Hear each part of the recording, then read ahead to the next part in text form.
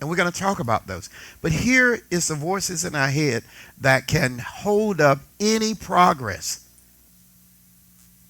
Because before you can get purpose over people, you have to get purpose over yourself. The first thing is voices in my head is dealing with an illusion. I didn't ask you to look that up, but if you can look that up. And I think an illusion is a false reality. This goes with the scripture, Proverbs 11:1. I read it in some text and it said dishonest. And when we are trying to be something other than what we are being dishonest with our gift. We are cheating ourselves. You are cheating yourself when you will not accept yourself, because what you see is only a shell of what you become. We don't understand the evolution of where I was, where I'm at, and where I'm going. We don't understand it. We want everything right now. Just snap your fingers right now. Just right now. And as long as I am not authentic in my approach to my reality, I am living in a false illusion. And so how we drown, and we talked about drowning, how we drown is we drown in titles. We drown in affiliation and who I know. And I know someone at the hospital, and I know Bob, I know the mayor, I know his staff. Don't mean diddly squat to God. The first one is an illusion, which means it is a what? A false belief. It's a false. So we're just running around. And if you're going to sow that, how can you sow a false reality and come up successful?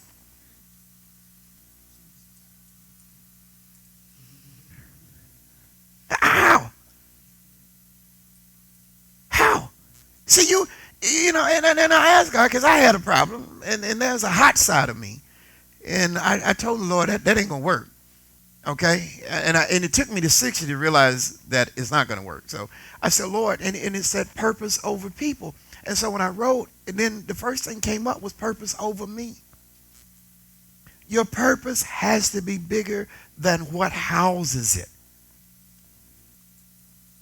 It has to be bigger than the feelings and the emotions. And so nothing false, unless they call it a hybrid. But a hybrid does not have the genetics of something that they call organic. And you want to focus on being organic. We don't need any false preservatives in our lives. And so the question becomes, who and what is the master of your mind? First one is illusion. You have it? Yes. Will you read it again? And then someone look up imagination. A false belief. False. How many people have turned people on the wrong course by using the 4 simple elements that are always exposed? And I'm going to show my sleeve, not because I have a fancy watch. It's many people wear their attitude, their emotions on their sleeve, and that is the easiest thing for a person to hook you and give you a false reality and have you fighting, shooting, killing, and not understanding who you are and the value of who you are, because everything about you is on your sleeve. All of your emotions is on the cuff of your sleeve. So you're easy pickings. There's a time that people say it's like shooting fish in the barrel, because they can say anything deceptive, and you don't have the intellect and intelligence and the cognitive ability to go and research it and get the truth. You just take the first thing you see.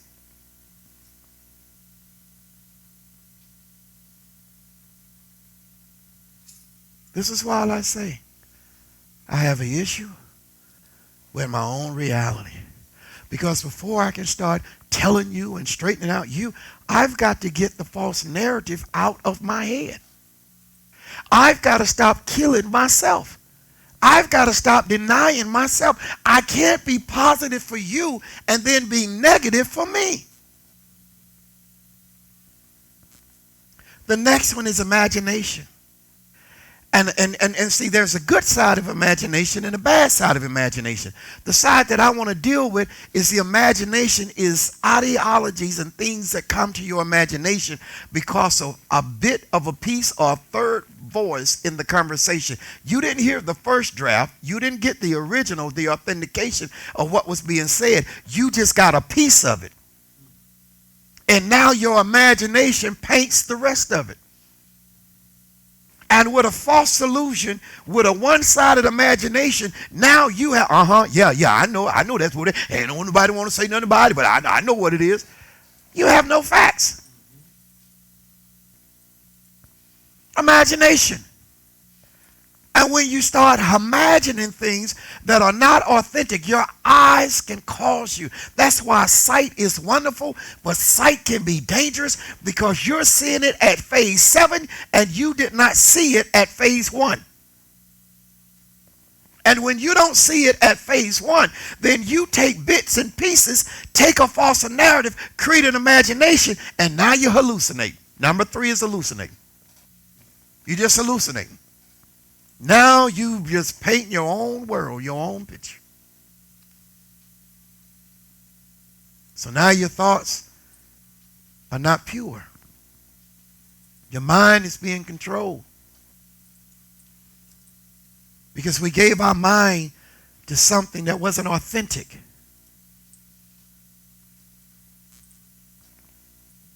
And so then this is what happens. And none of this produces anything until this one comes along. The fourth one, hypothetical thinking creates hypothetical talking. Yeah, one of my little people over here waving at me. Well, hello. Because it sends you into hypothetical. Nothing authentic, nothing original. And here's the common denominators. They said, I thought, I heard. Did you hear the whole story? Do like Shrek when Donkey, and I've said this before, was in there talking to Fiona, who was, what was she? A ogre. An ogre herself. Shrek had went and picked a sunflower because he had some kind of feelings for her. And she was supposed to be for the king, but y'all know what the king was.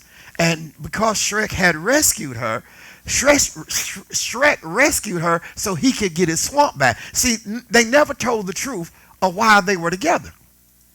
So Donkey is in there trying to tell her, and she's telling Donkey, I'm an ogre. But Shrek didn't hear that part. Shrek heard, who wants to be with an old, ugly, smelly ogre? So he drops the flower, and he goes all night on the third-party information. How many lives are off track because of someone else's illusion, hallucination, imagination, and hypothetical thinking that leads to hypothetical talking? And then when he had the conversation with one of the originals in the meeting, now he wants to go rescue his love. I'm going to say this to you. Coming from behind is a wonderful thing. But it's not all the time you can come behind and win. Just ask the horse owner of Zenyatta. Every race she won, she came from behind. Her last race, she lost. See, here's the thing. It takes so much energy, even in sports and activities, to come from behind. It's a lot easier if you can learn how to stay ahead, but you can't stay ahead looking back. If you ever get to being ahead or even, you cannot afford to look back, because when you look back, you lose all the momentum of where you were going. When you look back in your past, this is a part of old me, and I want you to write this one first. What's killing me is Proverbs 5, 3, and 6. What's killing me is I don't trust God, but I trust me. Now, listen to me. I have a blindfold on my future. I cannot see tomorrow, but I'd rather trust me than trust God. And I think it's Proverbs 3, 5, and 6 says, trust in the Lord with what?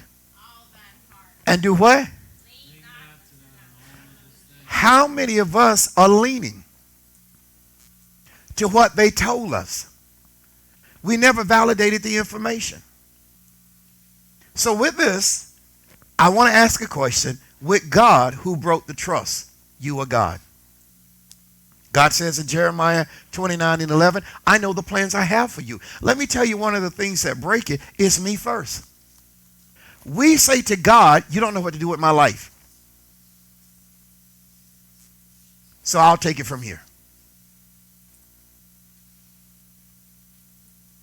Because what we don't understand is what we start out with is always nice and sweet, and wonderful and beautiful. We don't see the storms. So why would God fight for you when you won't stand up for who you are?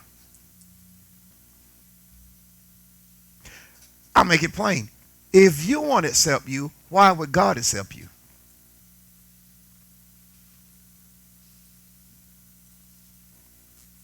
The first one, under the old me, is me first. The second one is always responding and reacting from my past.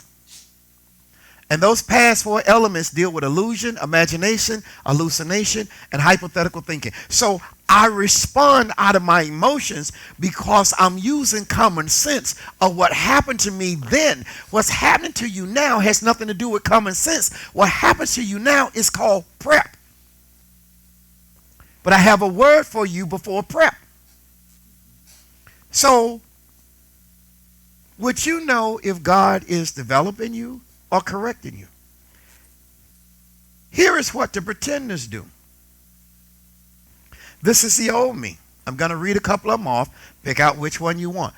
Loyalty to the past. Loyalty to a person. Loyal to a situation. Addicted and stuck on a thing. To a job. To a person. To the past, which has, watch this, no interest in investing in you or your future. Sometimes you're only relevant to people because you're in front of them. And they can use you for their gain. First one, the old me. Emotional, delusional decisions. Emotional, delusional decisions. Because loyalty tells me be to your past. That's what fear does. Fear makes you think that you're okay, but fear never prepares you. Fear dissolves you. Loyalty to your past. Well, this is how it was. This is how my mama did it. This is how my daddy did it. Yeah, my daddy worked here for 40 years. That's why he in a wheelchair right now, broke up. Knees bad, hips bad, arms bad.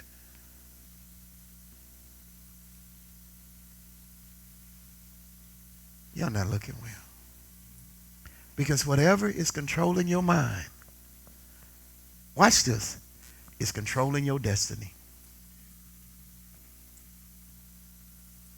Whatever you're giving yourself to, that's not giving you anything back. Because one of the things that the enemy tells you is that you owe so much and you don't think you're supposed to receive nothing. And you wonder why you're drained. Let me show you the hypnotic of that. The enemy makes you think everybody else is denying you. The problem is you gave too much of yourself to everybody and not enough of yourself to yourself. So now you're blaming someone else because you're drained. You drain yourself. You pull the plug in your own tub.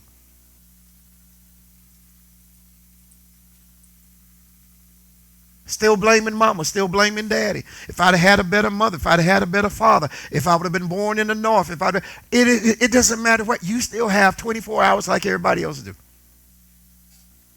Most people are still stuck on me first. And have a delusional perception of reality.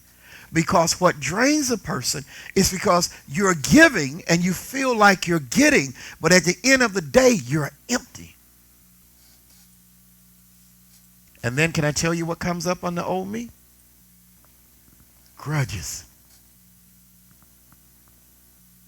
Grudges.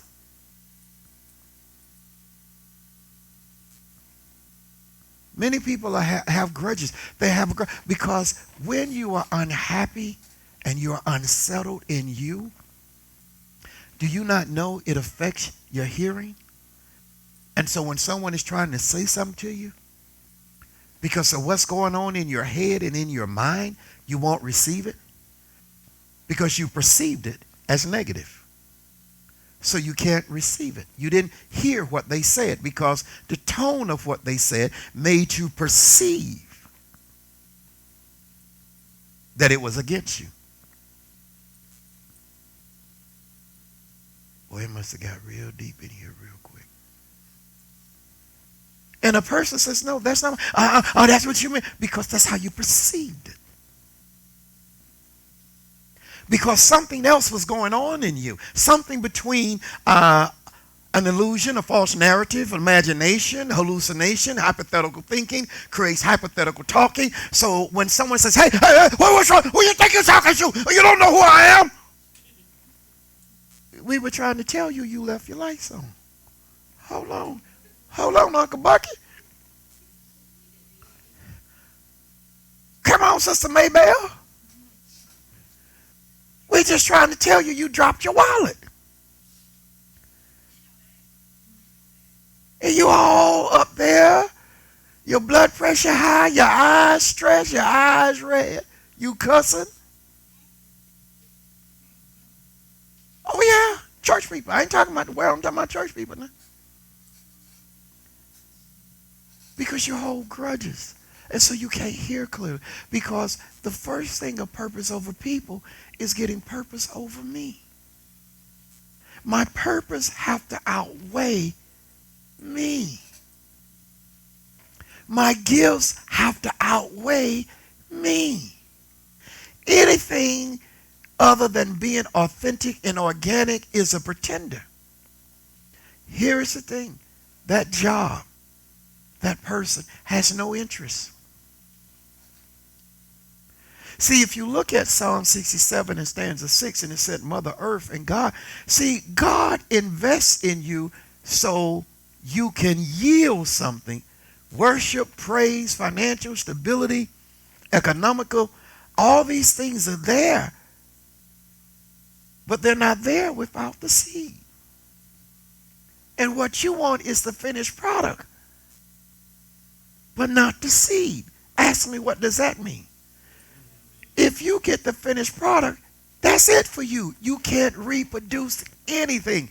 If you get the seed, now as you evolve in the next decade of your life, you have seeds and gifts and talents that can establish not only you, but your children and your children's children. What is your legacy? What? Let me see if I can find it real quick. What is your legacy?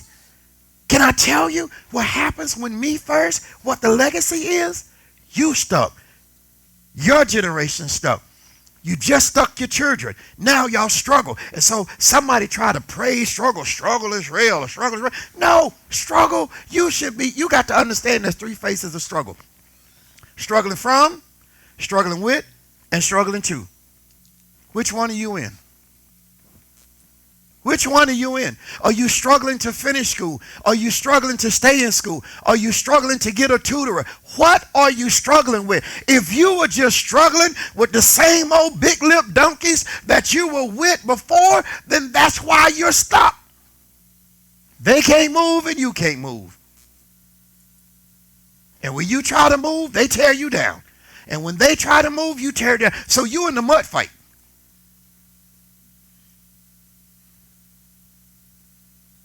Because when stuck, do you know who's the cousin of stuck? Jealousy. You know who's the cousin to jealousy? Unsuccessful people.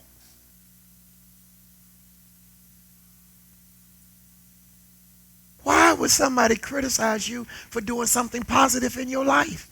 Why would somebody knock you down for extending your education? Why would somebody knock you down for getting a higher certification? Why would somebody knock you down? You know why? Because they're stuck. And stuck people hate people that's free. What's your legacy struggle? Yeah, I'm just from the post out of town. I'm from the south part of the tracks. You can't walk out?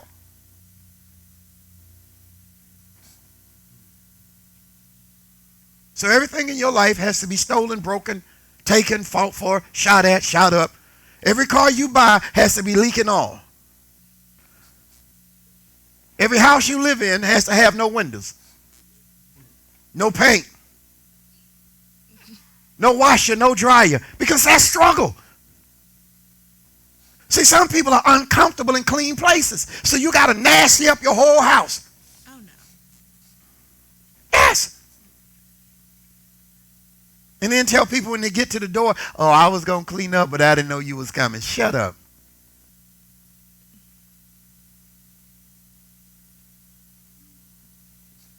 What's your legacy? Staggering. What does that mean? Always thinking you can finish something and they're never in position to finish nothing.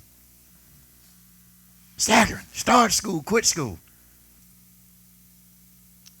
Want to apply for another job because you're afraid of being rejected. Purpose over me. See, because it's easy to criticize everybody else, but put the mirror in your face. Y'all don't want no more of these, do you? Okay. Yes, ma'am. Is struggling a lifestyle? It can be. And see, here's the thing, and I'm glad you asked that. Every person that's alive has had a period in their life where they struggled. The problem is you never use your intellect and intelligence and cognitive ability to figure out what phase of stuck were you in. Were you stuck with something that wasn't going to move? Were you hanging around people who wanted to quit school? That can be stuck. So yes, stuck can be a lifestyle because stuck is also the cousin of procrastination. There are some people who they have the ability to do. They have potential.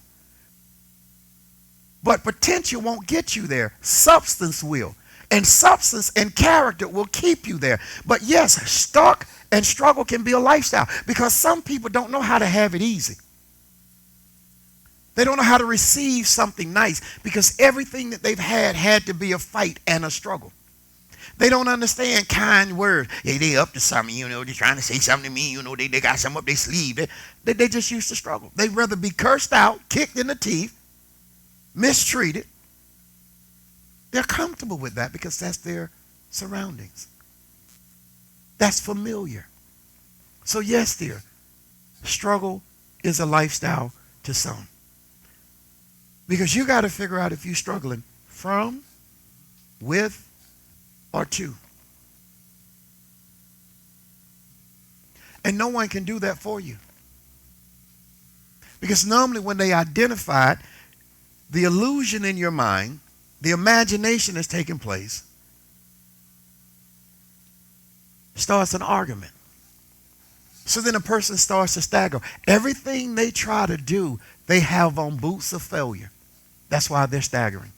So then they wind up in this category, survival. They start using race as an excuse. They start using their upbringing as an excuse. We're not doing too well with this me first. Old me, we ain't looking too well right here. Play this. But okay, thank you. At least I appreciate that. Because then you're surviving. So then all you're doing is you're projecting, get there, but don't have enough to stay there. What does that mean? You can purchase a car, but can you keep up the maintenance? You can purchase a house, and there was a painter who taught me, he said every 7 years you should paint your house. Between 8 and 10, you should upgrade your kitchen and your bathroom. There's some people that's never painted that. He said you need to plant gardens. You need to put out flowers. That's living. You have a great big old house and you're miserable and unhappy. And what you need to be is you need to be under a bridge and let the people under the bridge have your house because they'll be more appreciative of it. So when you're survival, you're just surviving. That means you have nothing more than the moment, which means you live in reaction. You don't live and plant seeds for the future. You live and react to everything. That's what creates survival. This is some people's legacy. And you're not going to like these last three, but I'm going to go ahead and give them to you. Hopefully we can be done with them and just use them as a reference. When this happens, when you're stuck and you're struggling, as you asked, does it become a lifestyle and you're staggering and surviving? You know what it does? It leads to stubbornness. You have a knot on your foot and someone's telling you to go to the physician and you won't go. You're watching the broadcast and your friends tell you, you need to go and be a part of the broadcast and you can ask questions because it's nothing like being live. More people are coming now because it's live. Nobody is perfect. I'm learning. They're learning. We're sharing. So it's all of us. But see, when you fall into stubbornness, you are closing your ears to hear. If you can't hear, then you can't learn. And you know why you can't learn? Because you can't listen. So stubbornness becomes your stumbling block. Stubbornness. So nobody can talk to you. And then you get mad when people like me say this next word. You're stupid.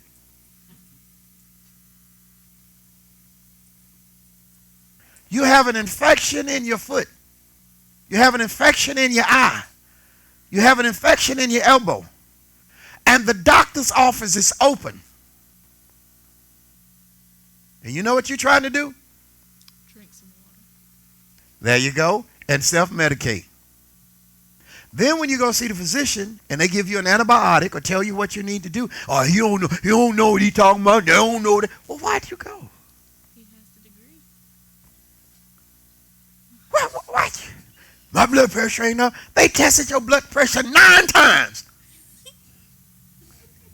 And it was 170 over 110. And you like, yeah, that thing wrong. Can I say it? You're stupid. Because stubbornness now is hindering your ability to hear. If you can't hear, you can't listen. If you can't listen, you can't learn. The old me. And let me tell you the last one. Why I said stupid? Because you trust everybody but the people that's certified. You trust any old piece of information. And now the people with the facts and the truth and the certification, they have to fight these conspiracy theories. Yeah. When you can come and sit in my class, I promise you if you come, I won't call you stupid.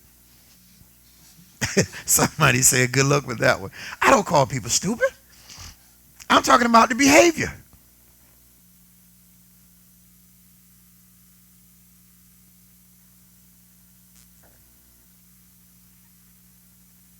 I'm trying to close this. Okay, I'll close it this way. First of all, you got to determine who you're loyal to. The past, a person, a situation, a thing, a job. Because you may have been there 7 years. You may have been there 10 years. But here's the thing. I'm going to give you this one word. Can I give you this word? In your life and in your profession, are you receiving market value? Because sometimes that job has no intentions of promoting you. You have to determine that you have to invest in you and your future. The past keeps one out of the present. You're here, we're looking at each other, but many of us are still stuck in 97. We still stuck in what broke us and what bad relationship we had in 2001. What they did, what they didn't do, what they could have done. Woulda, coulda, shoulda. I want to encourage you to start living and evolving in your present, because your past will keep you out of your present. Ask me why that's important. If you have seeds, every seed has a timing for germination and a timing for growth and a timing for producing. And what you don't want to do is be out of season in your life and trying to plant seeds that there is nobody to take care of, and you're not going to be healthy or be around if they were to grow.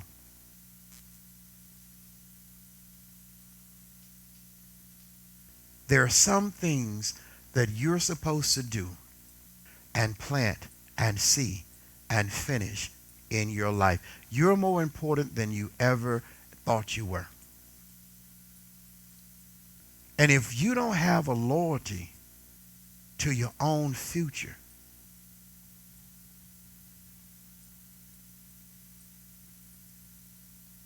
then you don't have purpose.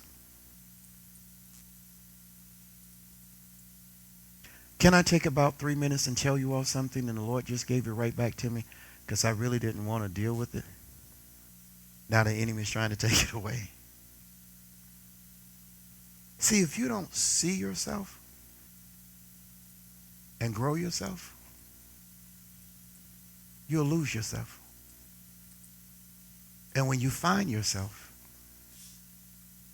you can't get yourself back. Distractions become delays. You nor I have any more time to delay our future. You have to know. And I want to say this because Satan tried to take it. I want to say this. There's some of you out there right now that would say to me, if you were here, well, I don't know what my seed is.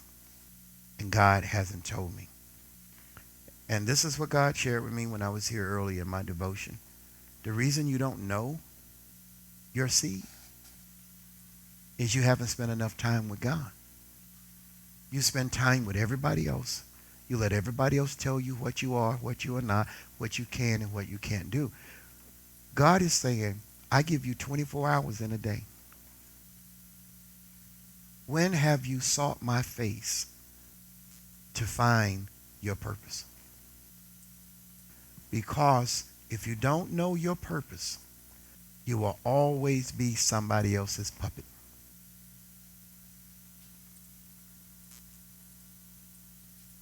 God said, he said to me, he says, no. They could know their purpose, but they don't want to spend time. And many people know their purpose, but they fight who they really are. Because whatever God has called you to be, a flower pot maker, God may have called you to be a baker. God may have called you to be an organizer, to help other people organize their life. God may have called you to be a caretaker. That's where you start. What we don't like, and I had the word, and just give me a minute, I want to share it with you, is here's what God is saying. You don't anticipate anything in your life.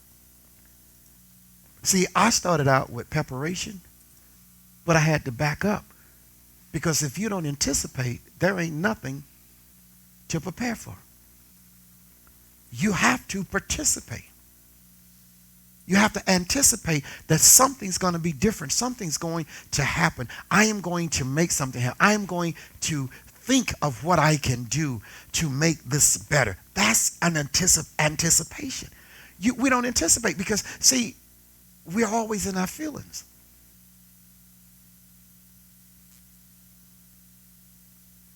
And so you have to anticipate that tomorrow is going to be better, even though it's going to rain. Listen, the sun is great, but nothing grows without the rain. The sun is magnificent. But nothing can grow without the rain, because what you want is you want your blessing without education. You want your blessing without authentication. And see, here is what God told me, and I'm just giving it to you raw. I've given you so much that today you're still unappreciative of what I've given it to you. So now I'm going to have you earn it, and you have to anticipate that there's going to be rejection. You're going to have to anticipate that there's going to be challenges, because when I gave it to you, you built your houses and forgot about the temple. When I gave it to you, you took the titles and praised yourself, and you forgot about the hungry and the homeless, and you forgot about those that were sick. You don't go visit nobody, because all of your concern is me first, and that I'm comfortable. And so God shared with me when I was doing my devotion, that's why I'm making some people uncomfortable.